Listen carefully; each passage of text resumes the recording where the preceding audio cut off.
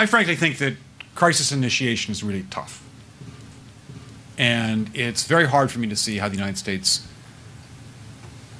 president can get us to war with Iran. Which leads me to conclude that if, in fact, compromise is not coming, that the traditional way of America gets to war is what would be best for U.S. interests. Some people might think that Mr. Roosevelt wanted to get us into World War II, as David mentioned. You may recall we had to wait for Pearl Harbor.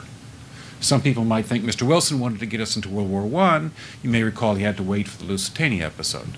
Some people might think that Mr. Johnson wanted to send troops to Vietnam. You may recall we had to wait for the Gulf of Tonkin episode. We didn't go to war with Spain until the until the Maine exploded.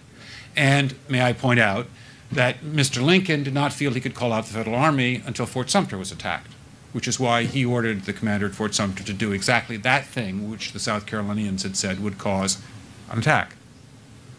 So if, in fact, the Iranians aren't going to compromise, it would be best if somebody else started the war. One can combine other means of pressure with sanctions. I mentioned that explosion on August 17th. We could step up the pressure. I mean, look, people, Iranian submarines periodically go down. Someday one of them might not come up. Who would know why? We can do a variety of things if we wish to increase the pressure. I'm not advocating that, but I'm just suggesting that this is not a either-or proposition of, it's just sanctions has to succeed or other things. We are in the game of using covert means against the Iranians. We could get nastier at that.